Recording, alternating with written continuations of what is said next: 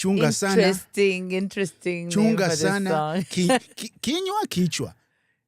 Oh, kinywa. Chako. Aha.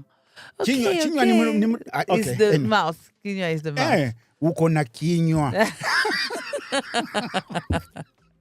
I get paid for kinywa. I get paid for kinywa. And here we are in the Daily Upgrade, reaching that very nice time that I love so very much, where we get to engage with our upgrade sitter. Today is none other than Nyambo Masamara.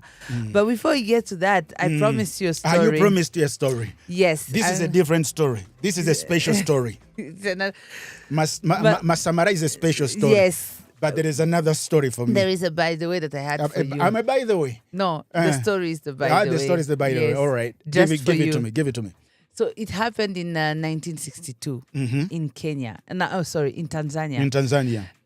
Where it was in a school. And then this girl started, it's a schoolgirl, yeah? She started to laugh uncontrollably. She was laughing and laughing and laughing. She was possessed by the demon of laughing. Man, and the problem is it started spreading. Soon enough, dozens of students couldn't stop laughing. And then the neighboring villages. The school had to close. You guys, the school had to... The story nobody saw coming. Wait, what? But that outbreak, it lasted for months. Yes, it lasted for months, and it affected hundreds of people.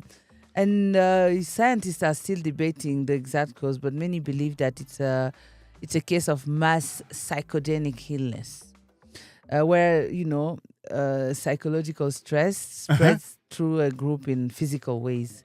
You remember we talked about this again. There was another story where this woman started dancing. Yeah. Till everybody non-stop. danced non-stop. Everyone was dancing in the country. Anyway. Okay. Are these spirits existing? I want the spirit of laugh so that it affects the whole village. Nah, not until everything stops. No. Anyway.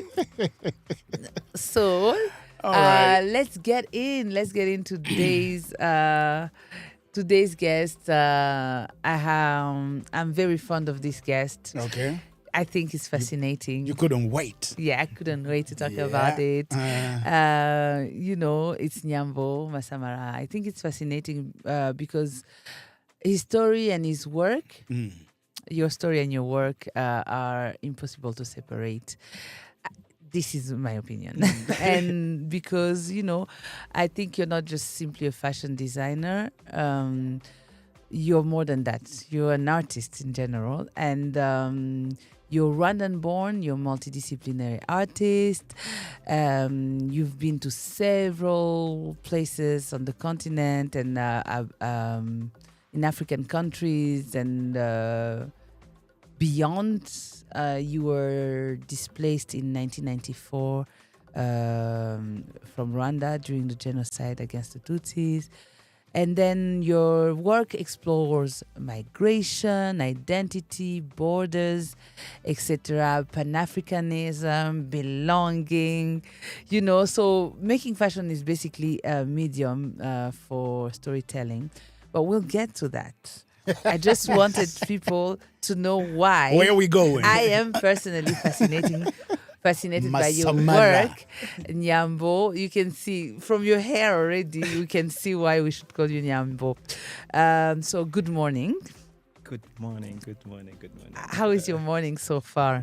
It's such a blessed, it's always such a blessed to wake up, to start the morning with such beautiful people. All right. I feel honored. I was about to hug. Listen. It's really such a blessing to start the morning with such beautiful people, and and also to be talking about things we love. It serves the purpose why we were created. So it's such a blessing and honor to be amongst you are a blessing. I can feel the energy. This is gonna be good. You can feel the energy, yeah, right? That's gonna one be thing. good. Dixon, he knows how to, how can I say, read. Oh, that's beautiful. That's I beautiful. love it. This is something that I've noticed. Oh, sure. Yeah, All right. Yeah. It I looks have like noticed that. Thank you very much. It's such a blessing. Yes, and I'm not supposed to say welcome because the lady is here. Yeah, I'm just going to enjoy and absorb the energy. Yes. By the end of the conversation, I'll be the one being upgraded. And, no, I'm hoping that everyone spiritually. listening, spiritually. Yeah. Yes. everyone listening will be upgraded because this is what it is here.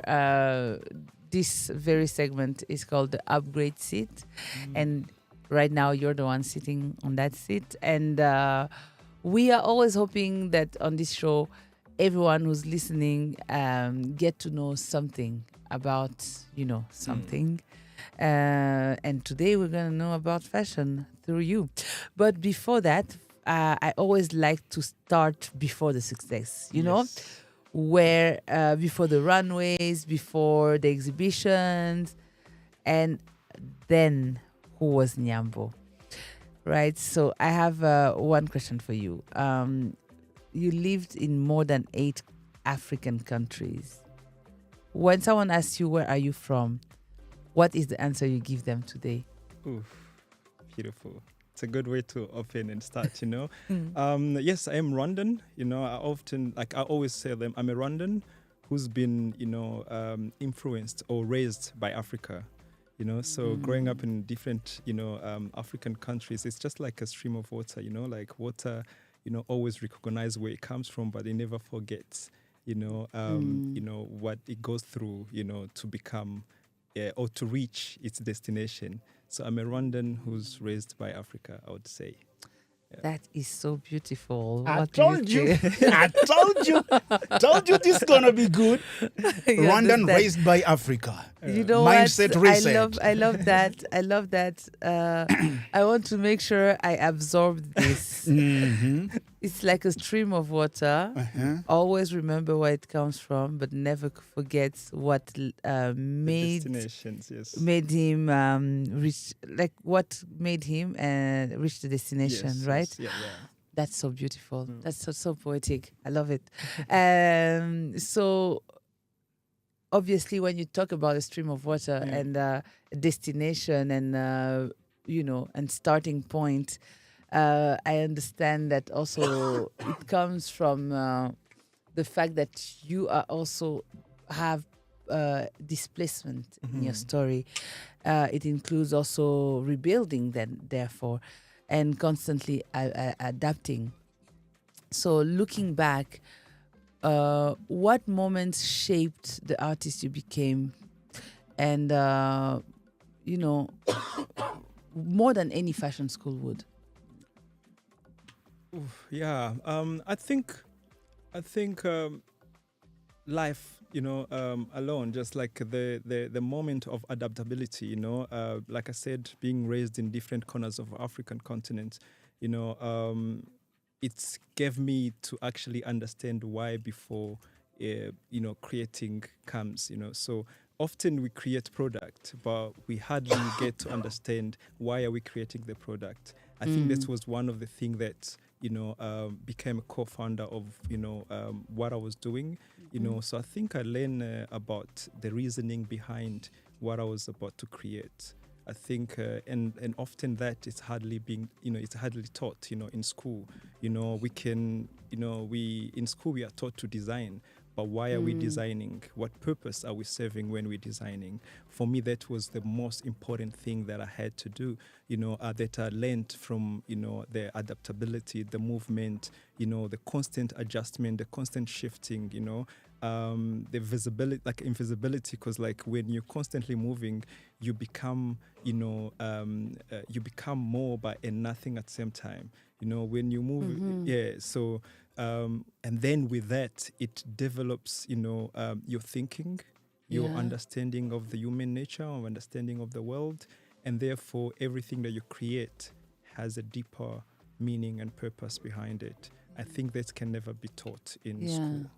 So when can you elaborate a little bit more when you say you become nothing and everything at the same time? Am I saying it right? Yes, that's correct. And so and there is a matter of visibility in like there's a sense of visibility or invisibility in that too. Yes. Can you explain to me a little bit I more? mean, this is what happens, right? When you're navigating the world, especially in a condition that's not meant for you, you learn to shrink, but shrink enough not to disappear. So you have to kind of like master the art of shrinking, So you shrink to a point, but where you're not going to disappear. So I think with that's where the nothingness comes, from. But also having it's also allowed me to understand that within nothingness, there's everything, because everything started from nothing, So therefore, you become bigger by becoming nothing. I think that's I understand yeah. that very much. And then you start creating. Yes. And meaning Exactly. Becomes everything. That's where everything starts. Because then I will leave everything if the day stops having a meaning. Right. Yeah. And what is the meaning for you? It's the purpose why we were created, why we are here, especially as an African. The meaning is to serve the purpose that's bigger than you. We've always been interpreted, communicated. And my meaning or my purpose is to make sure that I communicate who we are as African, and make sure that we position ourselves within the global conversation instead of just being an African, because Africa is, part of the world. And so that's the meaning for me and why I create, yes. You see that Nyambo is well in the mindset reset. You are an agent of the mindset reset, because there is a forum that is going on. It's ongoing, and we've been talking about it for a few days now. It's happening in August, on I think 25th of August, something like that, between 25th and 27th. Yeah. And it's all about, the mindset, the reset that is needed for Africa to, become what it really is and what it really should be. And it's initiated by His Excellency, the President of Rwanda, and former Prime Minister. Yes. Amazing wake-up call. And sorry. it's all It's about alright. everything that you're saying, and I love hearing it, and I love hearing that you have been doing it. He's been there. You've been there. But it's so interesting. You talk in such a deep way, and edifying as well, and poetic. However, yeah, I find it very poetic. Don't you find it poetic the way he talks? That's your world. You're in the world. By the time I tell it's poetic, I have to listen to it twice. It's a very poetic way of putting things, I believe. However, you were trained as an accountant. Make it make sense before you became a designer. An accountant. An accountant. Yeah. Does this man look to you Excuse me. I know. like an accountant? A trained one at You that. don't look numbers. And yet when I look at these designs, I can see the Calculations. patterns. I can see Lot the of patterns, and I can calculations, see that it's very, You it's highly mathematical. Mathematical. I can see that. But I would like to know at which point you realize that numbers are not going to be enough, or at least you're going to use them differently. Yeah. I mean, honestly speaking, it was never my choice. It's just like any other African, families or children, we often are put into, area of studies that's, known, or at that time known to be the more safe, safety, for us, or that can help changing. So I've done that. This was chosen for me. It was a path that was chosen for me. I did it as a promise, to my parents, to my family. And then after I finished it, I realized that there was more to that, and with that, of course, I had to answer the calling, and the calling was, the creative world. I realized that I can do more, but it goes hand in hand, honestly speaking. I often say that that world, taught me to count, the value, and then creativity taught me to create the value. So that's basically, the two worlds. I carry them strong, like with me, now. Full circle. Yes, exactly. I was thinking that Amazing. you took the degree and the diploma, give it to mom, and say, "Hey, here is your accountant diploma. Thank you very much." No, but you decided to. That's how we felt in the beginning. In the beginning. Because they couldn't understand why are you like, someone who grew up, like abroad, like in certain situations, you manage to study, you acquire these qualifications, and then the life has to change for not only for you, but for the family. But then you're like, oh, I'm going to be, a creative, and then creative, world is known to be almost like, a struggling industry, But I saw something that they couldn't see, so I had to tell them. Actually, I had a very serious conversation with my family. It became a little bit, It wasn't good. Yeah, it wasn't really, Yeah. But over time, they really got to understand, and they're like, oh, we see it now. I have a feeling that mom or dad, whenever you didn't have maybe the cash in you, they could call you back. Come, you have your certificate here. Come and use this. Come and put this. Come and put this to Yes. use. Yes. We Why are you paid for your suffering? school Why fees. are you suffering? You have your thing here. Yeah. So I just want to correct something, because we were talking about the inaugural Africa Mindset Reset Forum. Yes. It's convened by Africa School of Governance and actually takes place from 25th to 26th August 2026. Yeah. Okay. All right. Just to clarify. Just to clarify and to not lie to the people. Confuse because them. you're here with the microphone and then you're gonna say things and you're lying to true. the people. Yes. That is not okay. Yes, so definitely. I mean, Oh my goodness. that's the So responsibility that comes with the microphone. you know what I'm saying. It's a very big responsibility. Yeah. So you said somewhere that fashion became your language. Did you? Yes. Okay. Yes. So what was the first story you ever felt you had to tell? Through clothing instead of words. Yeah, I mean, I understood the power, that clothes plays. It's one of the language without. I got to understand that it was one of the language without words, and it was the most. It's almost like a billboard. Like I got to understand it earlier. So it was one of those things where I could speak. I've never really been a very good speaker. I've always been very timid. I know, right? It doesn't. I know. Doesn't show. I know, right? I guess All I had to right. train myself. Fashion trained you to do that. You see, it allowed me, Yeah. to have that voice, and that voice, it gave me like really confidence and the power to be able to speak the way I'm speaking now, Yeah. the way I communicate. So it really.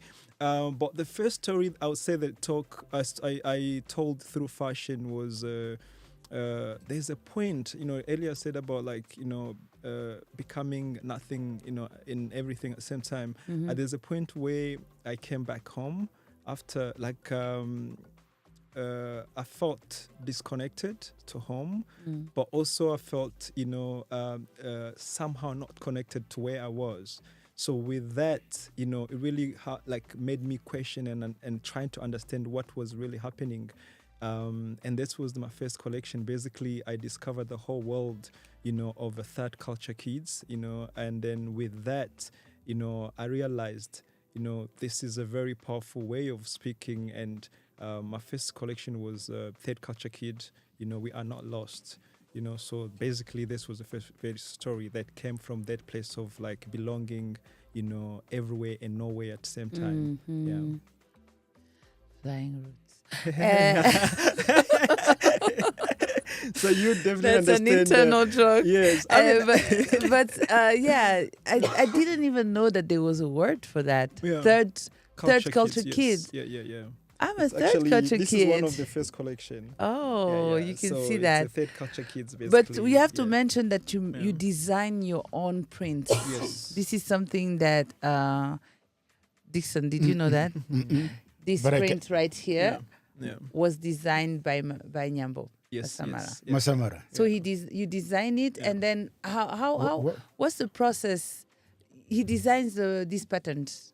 Okay. Yeah, Yeah, because when you're and he speaking to designs me, that when like you're talking to me, talk to me like a see. baby. like a baby. So Yeah, because you see, you That's a see very this bag. challenging. You yeah, see I this can see bag. the bag. It looks so good. Yes, Yeah. And but the patterns. you see the patterns. Those are the designing. Yeah, those Yeah. patterns. Yeah. He designs them Yes. on his computer, Yes. and then they print them, Yes. and then they make this. Okay. So Now I get it. same goes with the t-shirt he's wearing Everything and I'm the wearing. coat. Everything Yes. is wearing. Yeah. Everything you wearing, you design. Yes. Yes. Yes. So yeah. not just the design of the Yeah. clothes, not just the Every cuts, the meaning. silhouette, but Everything. also every drawing. How it is supposed to look, how it's Yes. supposed Yes. to come out. Yeah. How, what? Yes. that's what This we is are what they call a doing. fashion designer now. Listen, I don't know if It's a I don't know if platform. all of them do that. but Yeah, I yeah, know yeah. that It's a small segment of a fashion designing, because like you said, fashion is really a very vast, often people think of a garment, like a finished garment, but there's like things we call like pattern making, textile designing, tailoring, silhouette, like all of these things. There's like a lot of specialties that requires, for it becoming what it is that people sees. Yeah. Yeah. So yeah, it's one fragment of the fashion designing. Yes. But you do a lot. So you do from the pattern designing to the silhouette to. So, can you take us through your creative process? I mean, it honestly goes back to what I've said. It's all like the purpose, Yeah. and the reasoning why we're designing this, Yeah. So I've often like looked at it, I need to say something. And in order to say something, there's so much that I need to say within this garment. How can I sell these stories? So therefore, then I start by textile designings. Now, basically here, what you're wearing, it was inspired by, there was an agenda, an African agenda that was, I don't remember which years, but said silencing the gun. So it was really a big African agenda, and then that's what inspired what I'm wearing today. It was basically, peacemaking in Africa, So with that, then you see like we have like the gun shooting flowers, we have a gun shooting pencils and pens, we have like Instead of bullets. instead of bullets, like what can we do, to actually add to this African agenda, because then it becomes all our responsibility, artists, don't just create things, we need to make sure that what we create serves our community, our way of lives, So that was me contributing to that African agenda and making sure that it can become, a way that I can speak without telling people, oh, guys, let's do this, So if you look at me and you're interested and excited about how I look, you're going to want to know more about it. Then I can be able to, educate you. I can be able to have a conversation. So everything starts from there, So before I even think of what the garment will look like, I need to think about, what is it that I'm going to say? Why am I saying it? Because then if you have the voice and you're not using it for good use, then you might as well keep quiet and not speak at all. Silent so your gun. exactly, so that's why my fashion really is not just like a fashion. It's a way of speaking. When I say about like it's a way of speaking, this is what I mean, So I'm not just looking, pretty or looking good, I'm looking good with a purpose behind it. So that's how. I love the gun shooting pencils. Now I understand. Now I At look first at it's scary. People when they look at yeah, it, but yeah. when you get closer, and that's intentional, because the guns are there. But then when you look at, even like mostly when I travel, I wear this, like, just to start that conversation, because people look at it, they're like, oh, why this? And then when you get closer to me to talk to me, you're like, oh, I see, actually. Then the conversation becomes deeper, and the conversation is not just for sake of talking. Then we can get into the why actually we have these guns in the first place. Why do we have these fights happening on the continent, So then we get to the cause of everything. So yeah. That's nice. Oh That my is a God, nice way of Natasha. pulling them. It's like it's a trap. Yes, So yes, basically, yes, it is. it's Yeah, a yeah. trap. It's a conversation trap. Now I'm beginning to feel why we're on the upgrade scene. Now you're feeling. So I'm interested to know. So you do the pattern design, Yes. and then who prints it for you? Like where do you get the textile? Yes, yes. So I mean, of course, you have to partner with people with the means, and resources, because this is a very expensive way of, like it's a very expensive approach. Yeah. And then of course you need heavy machines, and fortunately, I grew up in a place that has those kind of like infrastructure. That is South Africa. South Africa, yes. And then with that, and then I was able to like align myself with the certain manufacturers and companies that can allow me to do that. To do to print and have a textile. Yes. Which material do you prefer using? Do you use most of the time? So it's that's actually one of the. I love the question because like if you look at the African textile, it's always came in one format, or one texture. So one of the things that I'm doing for Masamara, that Masamara does, is to try to diversify African texture. So you can be able to be an athlete and be able to wear, an African inspired pieces. You can be able to wear suits and tie and then can be able to do that. So I'm trying to allow the African textile to become more than what it is, what it was said to be. So Yes. what is this? So The this black. is called, I just forgot the name, but I know it's a waterproof.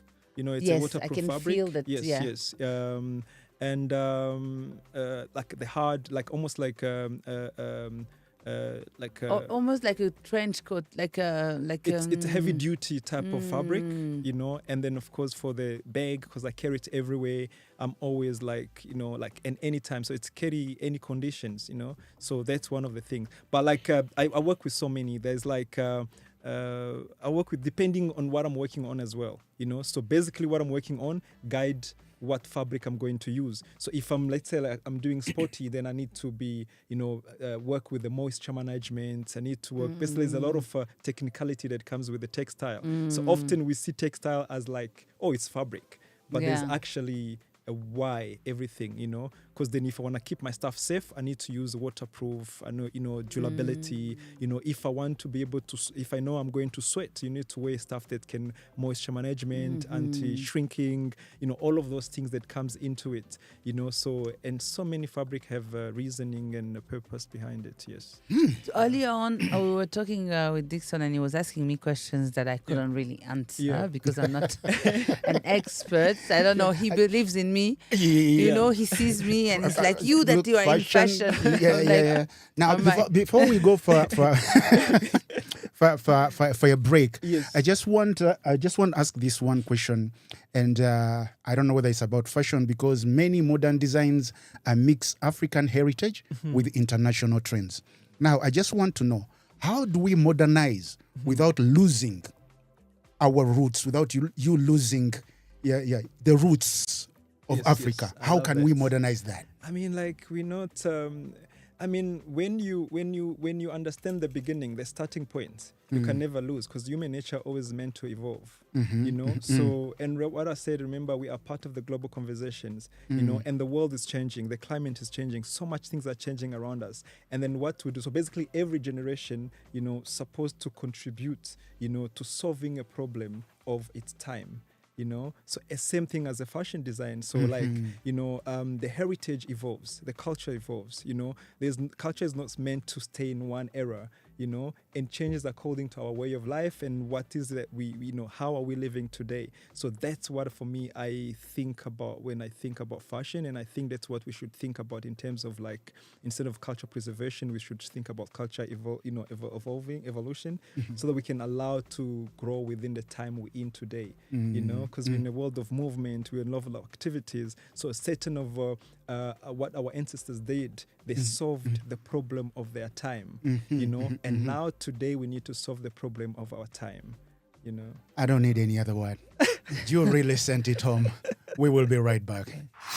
The seat everyone wants. The lessons everyone needs. The upgrade seat. And This is a very special upgrade seat with Nyambo Masamara in our studios. We're loving this. And the conversation has been ongoing, and it's very edifying, I would and say. interesting. Interesting and poetic. Maybe you can help me on this one. Yes. It's not about fashion, but before we leave, I just want to get it out of me, because when you go where they make clothes, you find in the Hasi down. Where they overdodera. Okay, and when you go to a salon, you find hair down in a salon. When you go to a garage, you find oil. Now, my question is, what is wrong with the bank? Good one. Good Exactly. We need to find some coins. Yes. We need to find something down there. Please, please help me. Help me understand. What I think, I hope that amongst our many listeners listening today, some people working at the bank can solve your that issue. problem. Because every day we talk about money, and it seems like you need to listen to Dixon. Dixon needs money. Dixon needs money. Yes, okay? we go to the garage, we find oil. Register that. We go to the salon, we find the hair. We need to find something down in the bank. Sorry, I just had to get out of my chest. We were talking earlier on, and Dixon was asking me that I wanted for this segment to be about building Masamara, but before that, I would like to know, do you think that we can produce enough textile right now? Because Dixon was asking me if the second-hand clothes that are sent here, Chagua, if it's a good thing for the fashion in Africa or not, and why. I told him about upcycling and how it could be interesting for upcycling. Yeah, because I have a feeling it is hurting the I don't know, the industry. but I was wondering, can we produce our own textile? Do we have that capacity? I mean, let me go a little bit back from what you just said with the second hand and all of those things. Number one, psychologically, we need to understand what second hand does to human, nature, because then when we talk about like being the second one, to wear something, it diminishes your value, your worth, from starting. That's the biggest problem, for that. Second hand, what it does on African children, African people, it limits our thinking mentally, because then we relying, like, if we kill the thinking, we can never solve the problem that we're saying that do we have enough capacity to produce, because then we're relying on we already limit ourselves that we can't actually think. So we need to start by understanding that we have a shortage of this. But then how do we build from there? But then we can't think of that if we don't have the ability to think, So that's one of the things. The second thing is that the world is producing. Everywhere else, they produce. And then the money is in production, So recycling, repurposing, that's a beautiful cause, But then it becomes a problem on the continent because we're recycling and repurposing what we didn't contribute, to the damaging of the world, So we become the cleaner of the world, You see, so the world mess up, we clean. So that's the biggest agenda of the world right now, which is the world, recycling, repurposing, conscious fashion, slow fashion. It's a beautiful terms, right? But they are beautiful for outside of the continent. They're supposed to not be for us because we don't produce. We are not producers. And why are we teaching people to clean where there's no messing? When you put it that way, it hurts, kind of. It is painful. It really it's is more painful than... when you hear it, it serves a good purpose because we're trying to care about the environment. But we're caring for environment that we're not contributing in damaging. Exactly. And this is honestly something that it's a reflection that I've been having for most of the ecology conversation that is happening, right? I'm like, how much is Africa polluting?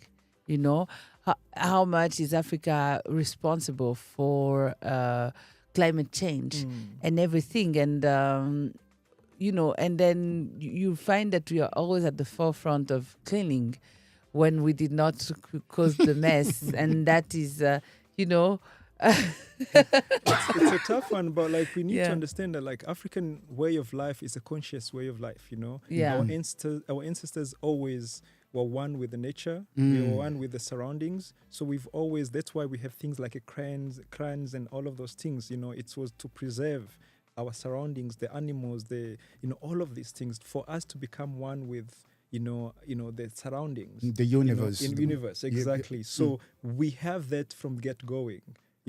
So, and that's why the world takes advantage of it. So they mess, and then because they know we care. Exactly. They know this is where we Yeah. belong. That's why they mess it up. Ah. I think we are slowly also going to that conversation, but let's start with Masamara. Yes. Okay. Let's start with Masamara, but those questions will lead us there anyway, Yeah. to the more global things. Yes.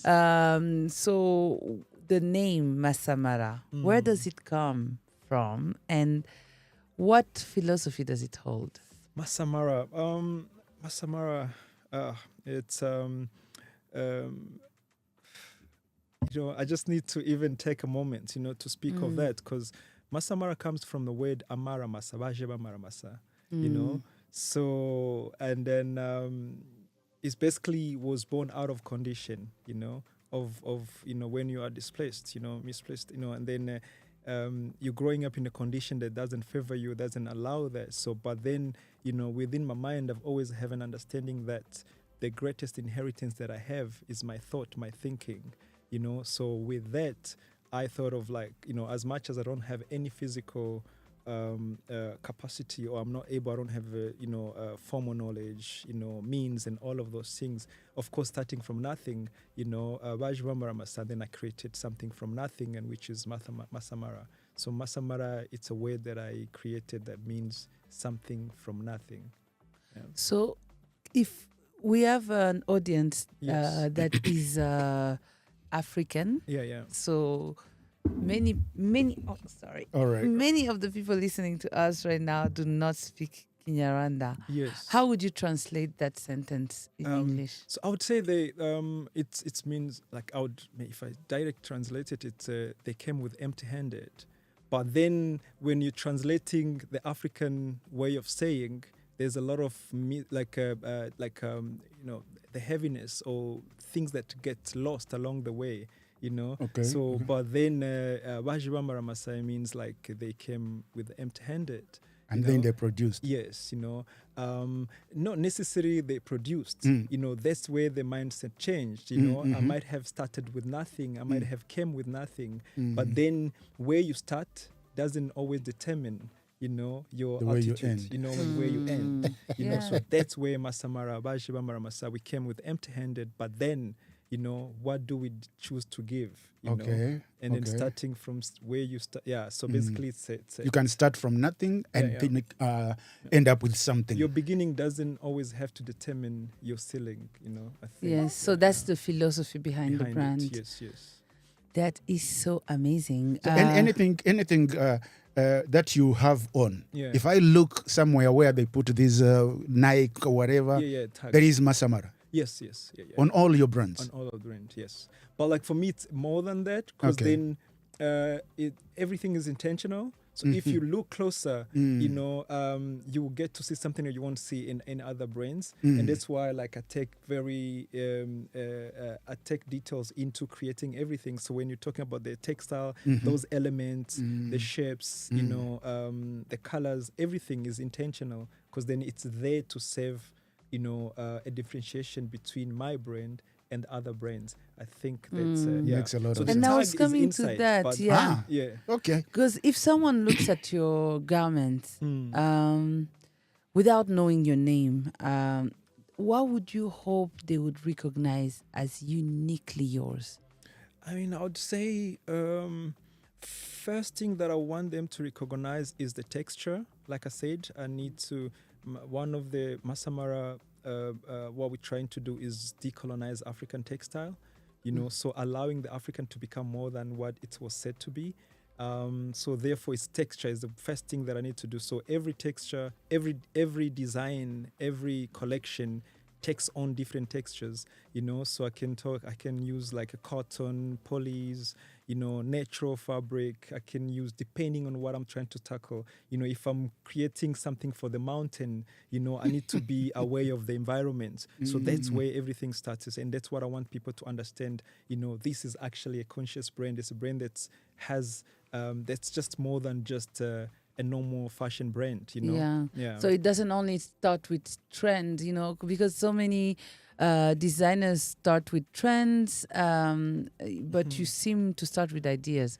So you're basically closer to writing a book than creating clothes. I mean, yeah, I can definitely say I might predict trends instead of following trends. I could think, because it's often like when you are centered, you become timeless.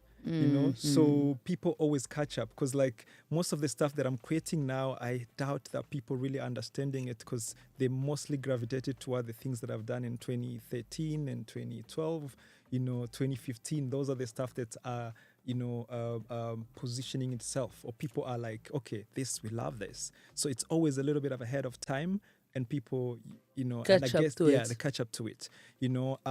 Definitely. I would say it's a way of documenting, it's a way of communicating, and when you document, you're writing. So it's just that I'm writing with fashion, Exactly. with colors. That's what I picked. Yes. That's what I picked. He writes with fashion. Yes, Yeah. exactly.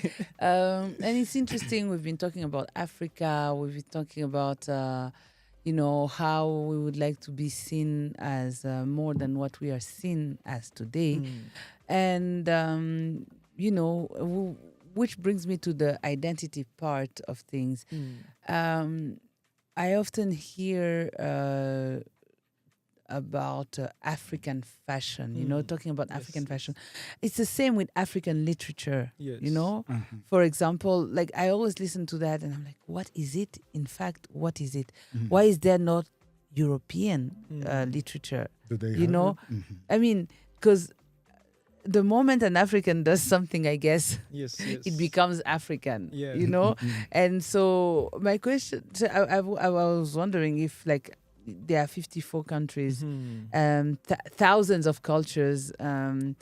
So do you think is there really something like African fashion, or is it oversimplifying something that is more richer? It actually depends on how we look at it, because when we talk about Africa, it's not really just Africa, it's a philosophy, that Africa is built on, So Hold on a second. We need to get back to that. And I want you to be comfortable in that seat so that when we get back to it, yes, you bring out that philosophy. I want to take it in. Thank you very much, Natasha. Whoever is listening, please, this is the upgrade seat. And if you are not listening, please go on our social medias and follow. This is Mindset Reset. The upgrade seat. That seat over there, the upgrade seat, I'm enjoying it like I don't always sit in this room. And Yes. Once it's all about Africa and it's all about fashion, it's all about mindset. I love it when my mindset is being upgraded. Yes, I In the love morning. it too. I love it too. Today we are with Nyambo Masamara, and we are talking about fashion, but not just fashion. We are talking about Africa, identity. We're talking about belonging. We're talking about so many things rather than fashion. And the conversation, the theme today was, what does fashion tell us about where Africa is going. And I feel like we are talking about this right now, and we are getting even deeper in the conversation. And before we left for a short break, we were talking about whether there is such a thing as African fashion, or if we are simplifying something much richer. And you were telling us that it wasn't just about 54 countries, but it was about a philosophy that is embodied in Africa. Can you tell us more about that? Yeah. So I think we just need to understand that when we talk about African fashion, is more than just the aesthetic. You know, we need to go deeper and weigh, the fundamental of, being an African. What does being an African means, or weigh, like even the philosophy that it built on. It's I often say that it's if you look at it, Africa is built on the spirit of Ubuntu. So I think which in Kinyarwanda is Ubuntu. Ubuntu. I think it's in Zulu, and they say ngumtu ngabantu. A person is a person because of others. I am because you are. I am because of you are, right? So with that philosophy, it carries more than just, a way of life. So it's also a way of how we show up. It's a way of how we communicate ourselves to the world. It's how we position ourselves within the global conversations. So I think with that, it's a power, but also it can also be mistaken, and also be misunderstood, because people then seize it and take it as one. And Africa is diverse, but within that diversity, there is a lot of commonalities, there's a lot of harmony. And what happened is that now with that, it's been separated in so many ways. We are trained to not recognize the similarity within diversity. So I think that's where the question comes in, when we talk about African fashion, it's simplified in a way that we get to think that, it's just aesthetic, but it's how it's built and where it's built on. And that's why you can be able to there's that recognition within amongst ourselves without even saying anything. I think for me, that's why I think it is simplified in a way, but it was not meant to be simplified. It was meant to recognize, because Africa always, carried identity within the way we show up. That's where there's the things like a face marks, the tribal marks, and, cultural clothing and things like that. Yeah. Every culture has a way they show up, but when you look at it, when you go into the functionality, of the garment or clothes within every culture, it served a purpose. There was a reasoning behind that. And I think with that, then it get lost within that African identity because of how it's built. So okay. So I see how a piece can go from Rwandan or South African to becoming simply African. I would like to talk about the Ankara prints. Yes. This has been, it is a conversation that has been ongoing, Some people saying it's not really African because it's not even manufactured in Africa, it's not even designed in Africa, but it has become the African, Yeah. It has become shorthand for African fashion. While overlooking tailoring and silhouette, innovation, and storytelling, basically, what you do most. So do you think we have allowed Ankara prints to take over that and becomes like a shortcut for African fashion beyond all of that?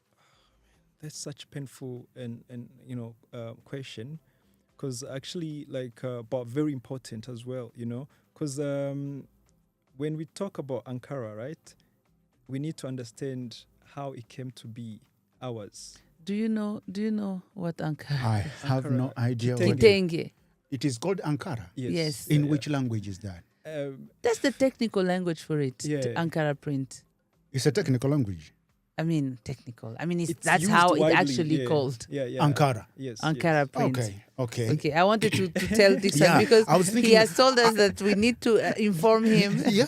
about everything we are saying. You because mentioned Ankara. I was thinking, okay, is this a project?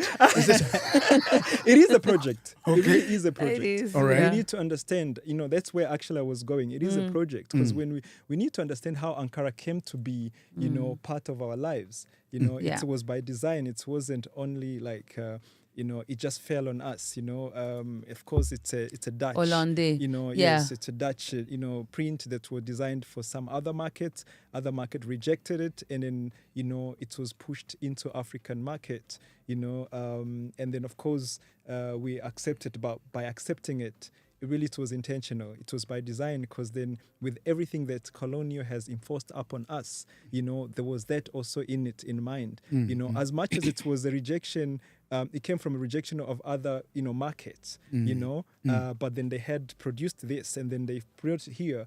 But then in order for us to accept it and make it, the colonial was one of the, tool used to enforce that believing and understanding, and we adopted and made it our own. So it's a very sad thing when we see us wearing it, Yeah, and calling proudly, it African. and calling it African, and embrace it and all of these things, Dixon's mind is about to explode. So you don't say it. Don't I'm say sorry it. about Don't- it, but don't say it. so you Gitengi mean Gitengi is is not- the least African thing you can think of. No. It was an interpretation of batik, Indonesian batik. Gitengi is not ours. No. Let that sink in. Uh, And that's what you're. Many people don't know, though. Yeah, and many that's people one don't of know that. the saddest thing, If you are not upgraded only on that, you have an issue. Did you guys knew that Gitengi is not ours? Is not African? No, it's implant. It's an industry plant. Wow.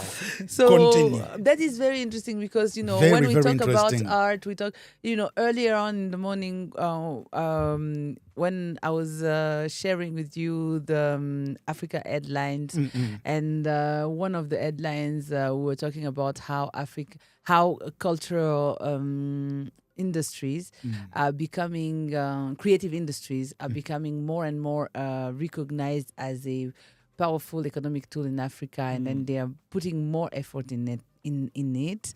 And one of the reasons also become soft power, right? How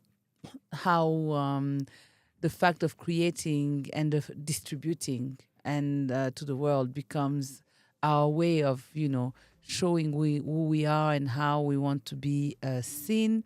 And also leading, because this is a very creative, very, very creative continent. It's bursting with and so you can see how soft power can be. Yeah. Like by taking something and then making it ours by force, And we then, loving it. and then not only it becomes our identity by default, but it becomes also our prison. Right, we don't. At the same time. Yes, it becomes our prison because we don't know how to define ourselves outside of it, and I yeah, had no and then, idea Gitengi was so not that's ours. why I'm coming to that. I'm coming to the soft power aspect of things, because music has become one of the highest exports we have in Africa, with Nigeria leading by far, and South Africa too.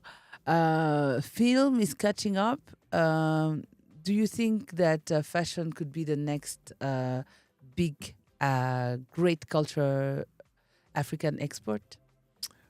Definitely, 100%. And I think it's also, up there, with the genres you just mentioned, because when we talk about films, you can't leave behind fashion, yes. because then one part of the film is costume. Yes. And costume is a part of that storytelling. Yes. And when you talk of music, Fashion Same. is at a core front of like the branding, the aesthetic, and all of those things. Yes, and of course, in the past years, like fashion is also has been catching a lot of eye, from the creativity you're saying on the continent, which it becomes actually then a great, responsibility for the artists, the fashion designers, to make sure that then how we are shown to the world, it falls into our hands. Yes. So what do you think is one thing that is still misunderstood about African fashion internationally? I mean, one, thinking that Africa is a country, not understanding the diversity, of the African, people. But again, this is why we are here, to make sure that we rectify that, and that's why like a brand like Masamara has made it its life, purpose and mission to make sure that we communicate, of who we are, as African, taking on multiple, culture, multiple way of life within African context, and tell people this is actually who we are, not what you've been always told about Africa. So we need to make sure that we carry it, and make sure we don't fall into the global, narrative, or maybe like how it's been always structured. But I often see it, when we talk about African fashion, there's always a color that is Yes. at the forefront, not silhouette, not, Yes. everything you do, for example, before even getting to the garment, Yes, you're doing the pattern design, you're doing all of these things. So how would you prefer to be seen, as Yeah. an African designer? I mean, I would say as me, one of the main reason why I use colors, and it's one of the main reason why I think we actually even got captured within the Ankara we spoke about, because they understood, the diversity within the Africa. They understood the similarity within the diversity. And often for me, the reason why I use colors is because there's something about it that, when you combine color and they still give you the harmony, there's harmony when you see at prints, that you hardly like get to understand actually how are all these colors, shapes, elements coming together and create the harmony. And for me, that's a representation of Africa to me. I often see Africa as a very, melting pot of color, and personalities, characters, vibrant and, Loud. loud emotions. So much things happen on African continent. And that's what makes it as powerful, and scary to the world. So that's what I see when I see prints. That's what I see when I see color. I try to envision like Africa as a vast, but not saying that, that one element or color within the prints can represent certain parts of Africa. So that's how I see it. So Paris and Milan, when you think about fashion in the world, you think about Paris, you think about Milan, because they have managed to build global influence through fashion. What do you think it would take for Kigali or Lagos or Cape Town to also become recognized fashion capitals? I'd say the first thing that we need to understand is the power that fashion has, because they understood it, from going. I think Rwanda is doing amazing things of that, when we start talking of Made in Rwanda and things like that. Because I think one of the things they've done is really putting it at forefront. When we talk Made in Italy, there's certain image that comes in your mind. When we talk about Paris, there's image that comes in your mind about fashion, so you think about sophisticated, you think about clean, edge and all of those things. Italy, you think about, sharp tailoring and all of those things. It's all intentional. They did it by themselves. It didn't fall. So when we talk about Made in Rwanda, what it was when the idea started and where it's going, it's also changing. So I think all these cities of Africa, if we want to make it, we need to understand, to start with an idea and we need to know actually the power that fashion has, because it's an identity. It's one of the things that a tool that you can use without saying a word. You know, I can enter an end room. You might understand me or not, but I'll communicate what I'm there to do before even speak or open my computer or start presentations. You have an idea of where I'm coming from. You have an idea of who I am. So that's the power. We need to understand the power that fashion has in order to create, these platforms, on the global scale. Yeah. I was thinking of it, and I'm seeing a one Africa with one city, and then there's that city where fashion is going to happen with one Africa. Yeah. Only one city. Made in You want Africa. to create war. Mindset reset. Yes. Mindset reset. Yes. Imagine Congo is meeting there, Uganda is meeting there, Kenya is meeting there in one city. Yeah. Fashion African city. One. Because when you say made in Rwanda, it is, yes, it's made in Rwanda. Yeah, if you say made in Kenya, made in Kenya. Yeah. If you say made in Tanzania, yeah. But if you say made in Africa, like it is saying made in the USA, do you know how strong that would be?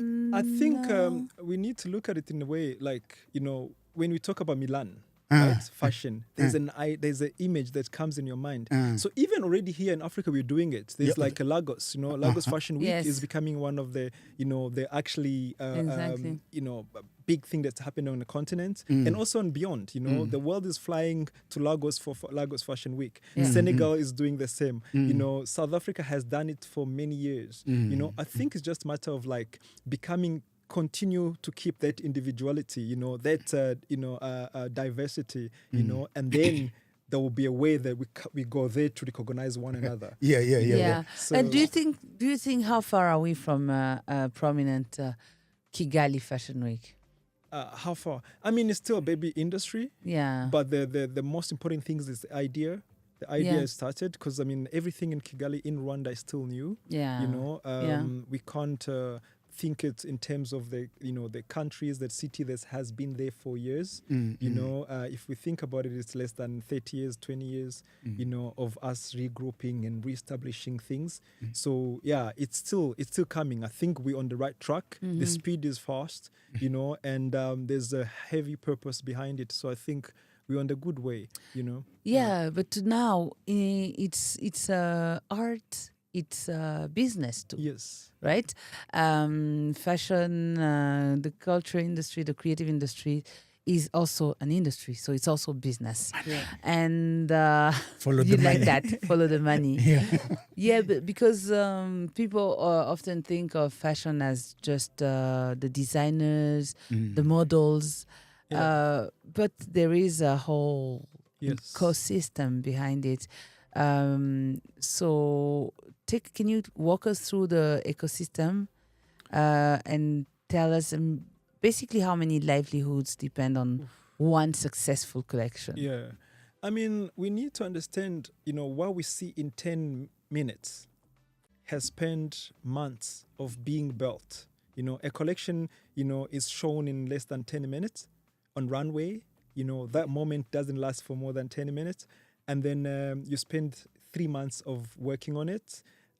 Any smaller collection wouldn't have less than 10 people working on it, and then so it's really like the smallest, So it's hard to build a standard collection without having a big team behind it, And there's also it's like in any other industry. So we look at it as just like a finished garment, but it's so technical that it's almost impossible even for all the designer to create a garment from start to finish, because for me, I start by sketching, hand sketch, and then if I go to computerize and digitize everything, it's other months. And then you have the printing, you have a yarn dyeing, like fabric making, you have, then once you've done all of those things, you have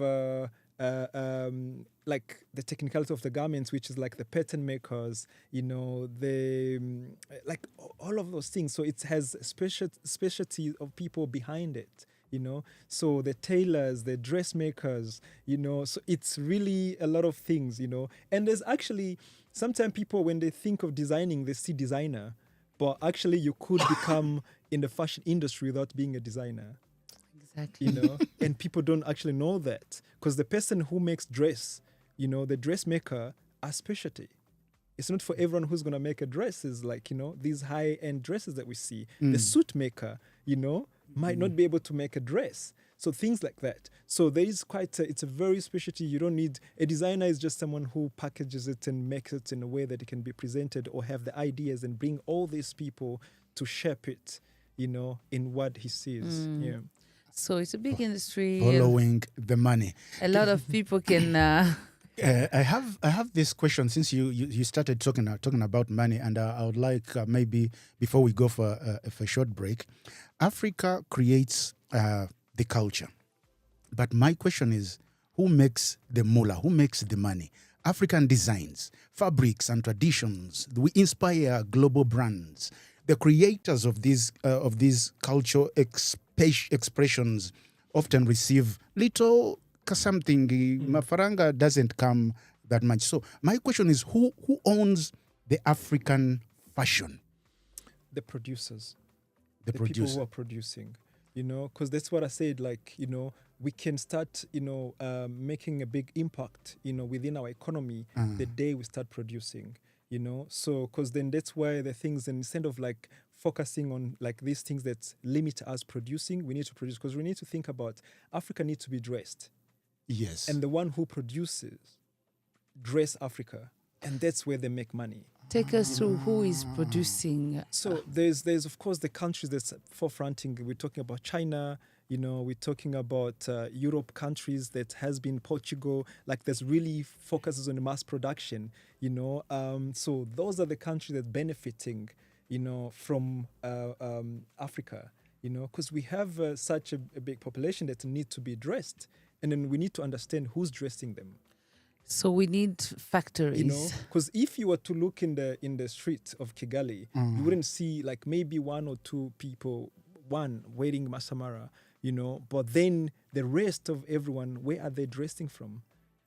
So then that's where if you follow that, you get to see where the money is. Where the made, money is, yeah. And that's why I think it's intentional by telling us, don't produce.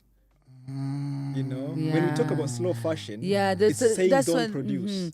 So that's where we get in the sustainability conversation, because Europe right now is talking endlessly about sustainability, slow fashion, but this is something we have practiced as Africans, repairing, recycling, making all of that.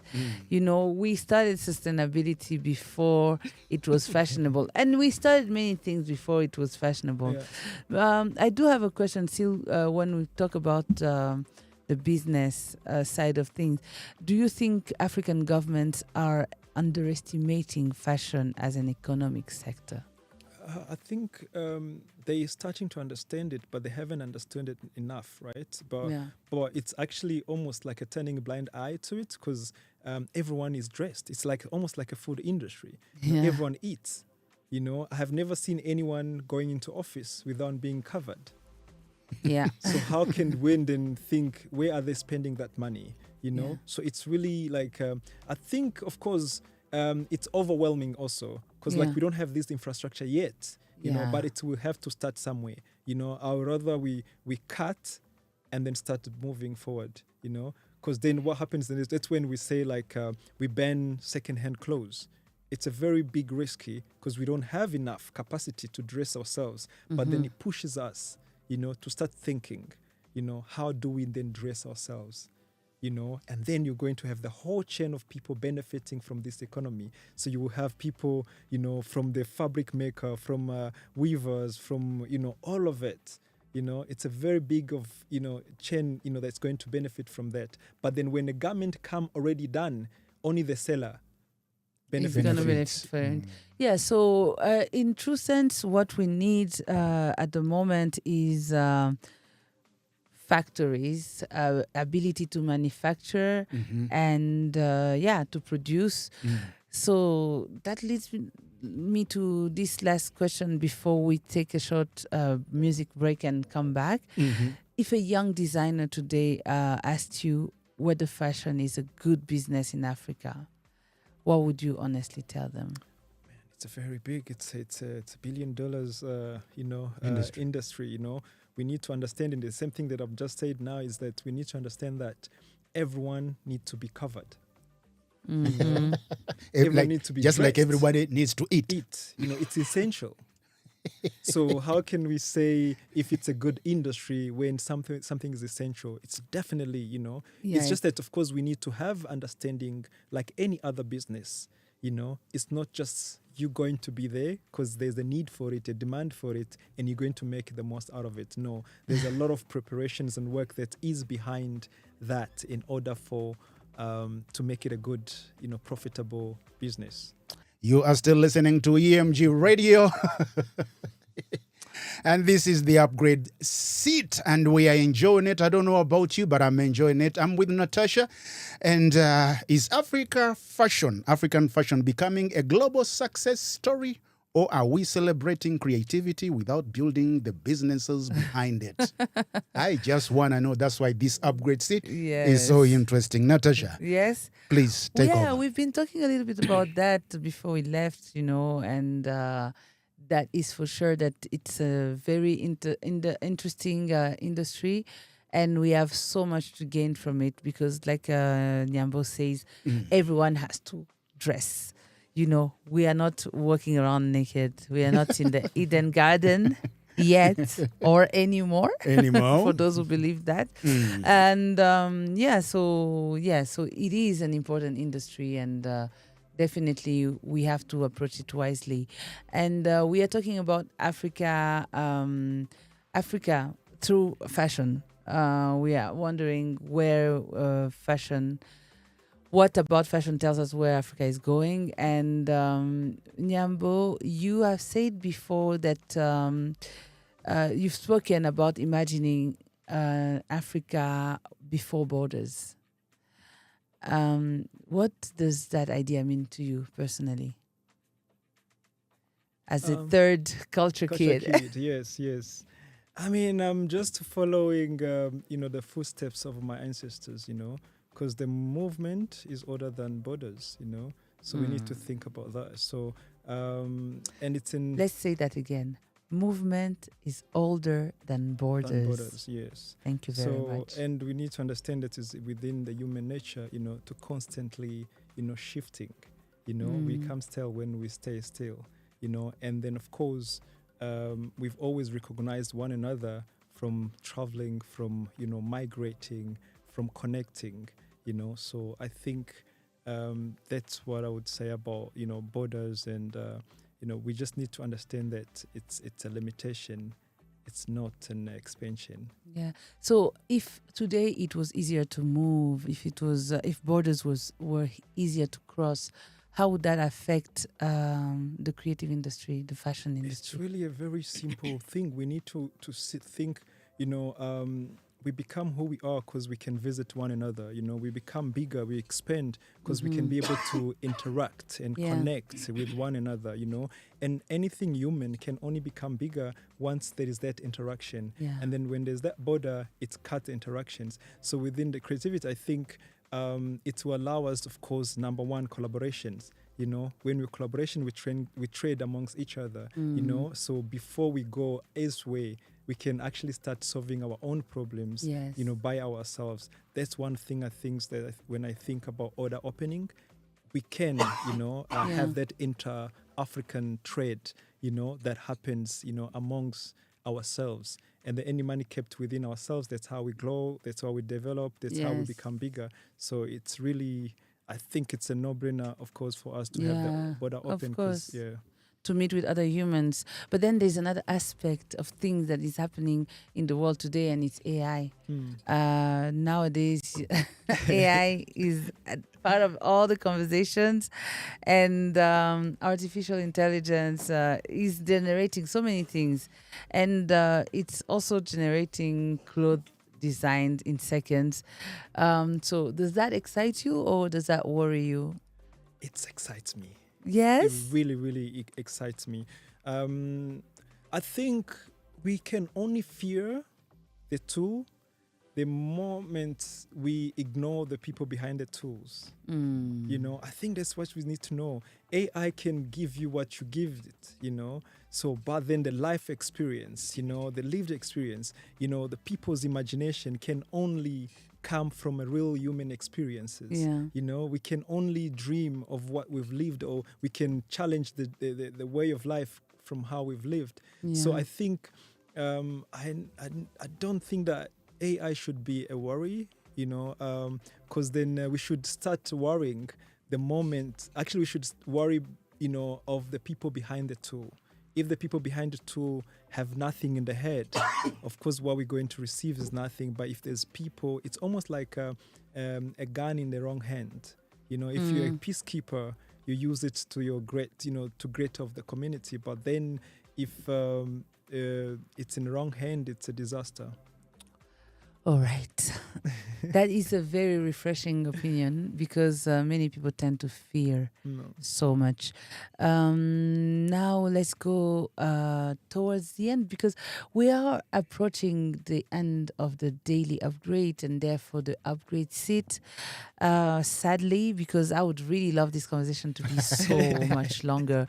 I would like to have this conversation every day until we exhaust what we have to say about it and what we can take from it. Or, But yeah, until you take everything out of it. until suck the knowledge out of you. But on a more personal note, you know, I'll come back to identity, because obviously, you know, this is something that animates you a lot, and understandably. And you've carried many identities throughout your life. Refugee, accountant, artist, designer, and so many more that maybe I don't know. So which one has taught you the most? Being human, I think. Being human. Being human, because being human have taught me to understand that it was bigger than just me. You know, it was for greater, you know, cause. It taught me to adapt, to connect, you know, to become one with everyone. So I think all the things that I've become is just part of learning, you know. So as the journey, and I'm still becoming, you know, I'm still becoming more, I think, as any human should be, you know, because then you die the moment you stop, you know, becoming, because then you don't serve any reason of existing. My last question is it? I'll try. You have a lot of questions. I have a lot of questions. I'm here I to have answer. a lot of last questions. But what has fashion taught you that life hadn't? That life hadn't. Yes. I think fashion brought responsibility to imagination for me, you know, so it allowed me. Okay. We need to, you know, I told you. the things that you need to this sit man with him says, the whole we day. need to- And we need to repeat it again. You need to repeat it again slowly. It brought responsibility to imagination. Imagination, yes. Yeah. Mm. You know, well, I think Can that answers just it keep all. going. Keep going. you know, because I often say that, you know, what I think you become, right? What Yes. you think you become, you Yeah. know, and what's in here reflected outside, you know, and what's how you show up, how you look, it inspires how you show up, you know. So then it's added a responsibility on how I have to be perceived, how to have to be amongst. It's almost like you have to change yourself. You know, if you need a change, you know, you become the change you need. You know, that's where basically comes about. You know, so you put that responsibility, knowing that, you know, I have this gift, I have this sight. You know, because if you can see far, if you can see the future, it becomes your responsibility to build it. For me, that's where the whole things. So basically, that's what fashion has given me. Allowed me to see beyond, the imaginations. And when you can see it, not everyone has that gift to see, and understand. So I think it's one of the most beautiful things that I ever. I think so too. And then The just last allow question? me one less, because the thing is, I am also thinking about the listeners, about these young people Yes. who are aspiring to become designers. I'm thinking about them, and I would like us to talk to them, because you talk so beautifully. Yes. For someone who said that thank you you. did not know how to talk, I promise I have you. hard time imagining that. But you said, so I want to imagine a young African Yeah. listening. Thanks to fashion. Yes, thanks to fashion, you learn how to It gave speak me like voice, that. I yes, do yes. not believe you. You cannot wake up and start speaking like that.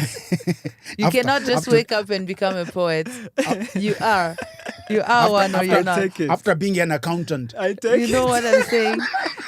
This man is a poet. Trust me.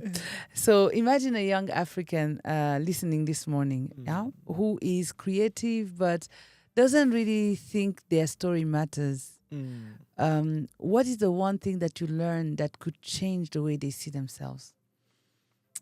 Yeah, I tell myself that every day, as much as, speaking to the child within me, Yeah. and meaning that I'm always constantly speaking to the African child somewhere, within the corners of Africa.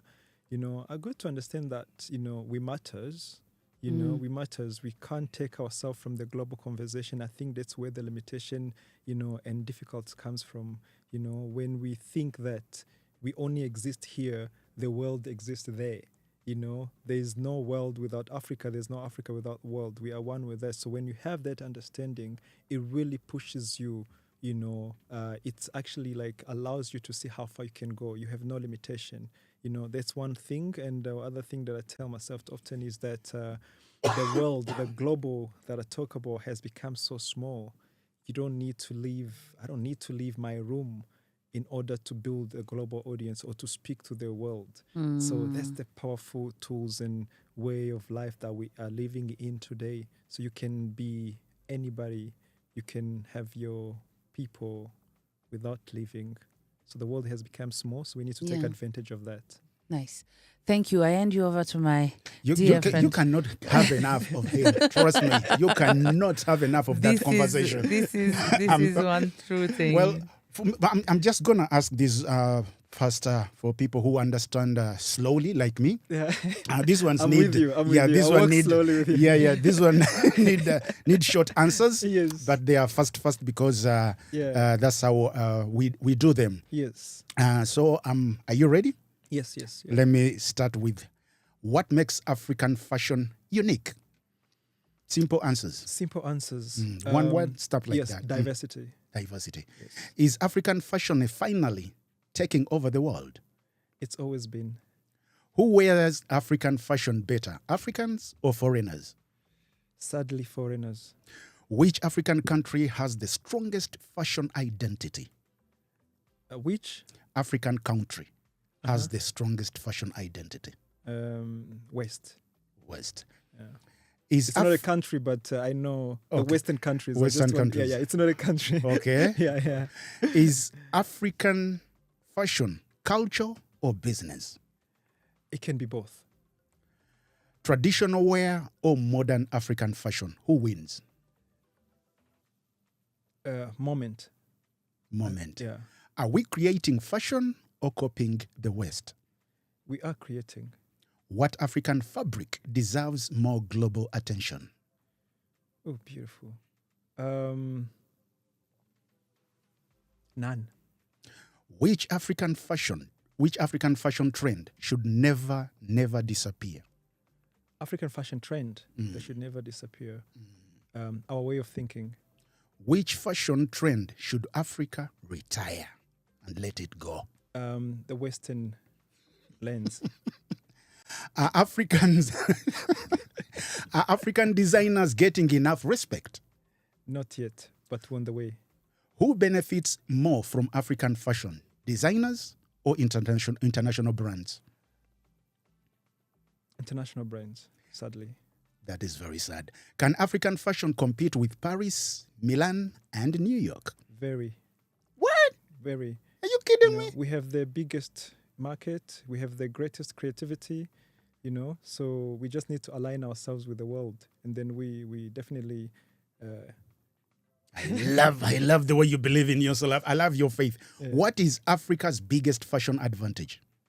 The Africa's biggest advantage, the diversity. I'll go back to the diversity. What is It's so Africa's vast. What is Africa's biggest fashion challenge? Infrastructure, Oh God. Can fashion create jobs for young Africans? more than jobs, Damn. Is second-hand clothing helping or hurting African fashion? destroying Africa, Should African governments invest more in fashion? 100%. If Africa had a fashion capital, which city would it be? If African had fashion capital, Which city would it be?